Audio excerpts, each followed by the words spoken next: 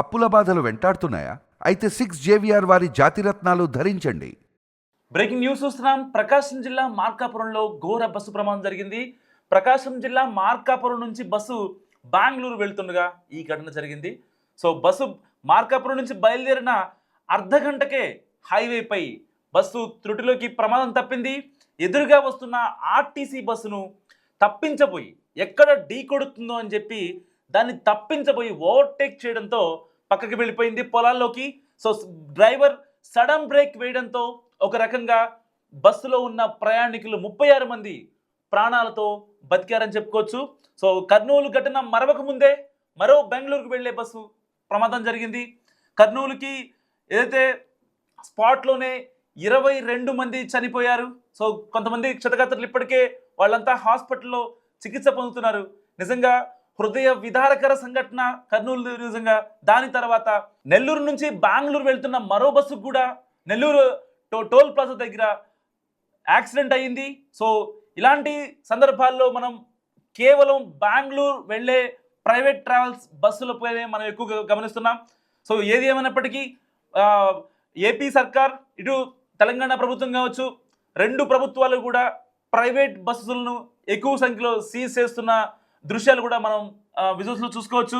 So ఏది ఏమైనప్పటికీ చాలామంది చెప్తున్నది ఏంటంటే ప్రైవేట్ ట్రావెల్స్ వద్దు, గవర్నమెంట్ ట్రావెల్సే ముద్దు అని కూడా చాలామంది నెటిజన్స్ కామెంట్ చేస్తున్నారు.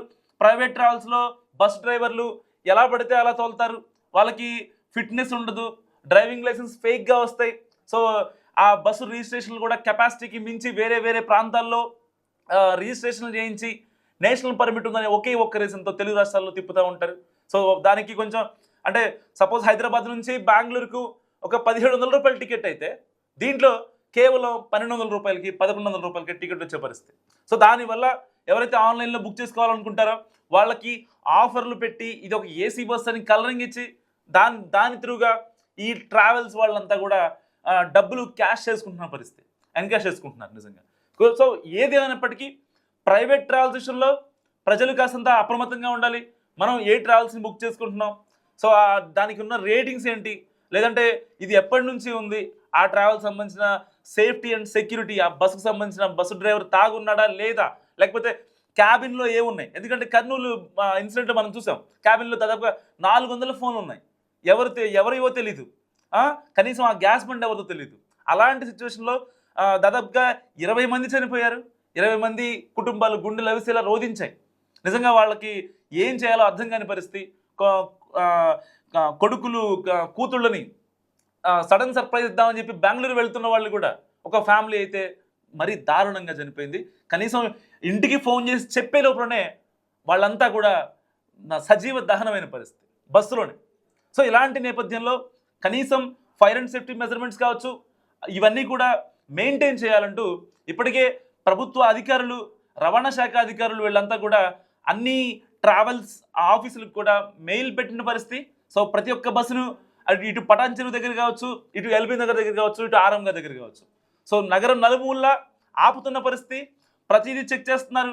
చలాన్లు ఉన్నాయా, లేదంటే చలాన్లు క్లియర్ చేశారా లేదా, డ్రైవింగ్ లైసెన్స్ వాళ్ళకి ఆ డ్రైవింగ్ ఏదో శిక్షణ ఏదైతే ఉందో అది ఉందా లేదా, అండ్ డ్రైవింగ్ లైసెన్స్ వీళ్ళది ఒరిజినలా ఫేక్ అంటూ కూడా రవాణా శాఖ అధికారులు చూస్తున్న పరిస్థితి.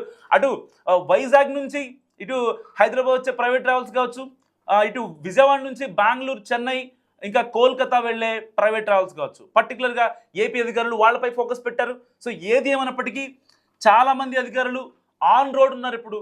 పర్టికులర్గా ఈ ప్రైవేట్ ట్రావెల్స్ భరతం పట్టడానికి నిజంగా ప్రభుత్వ అధికారులు రంగంలో దిగిన పరిస్థితి. నడుం బిగించారు ఒక రకంగా చెప్పాలంటే. ఇప్పటిదాకా మీనమేషాలు లెక్కించిన రవాణా శాఖ అధికారులు ఒక రకంగా మత్తు వీడారు అనుకోవచ్చు, రంగంలోకి దిగారు.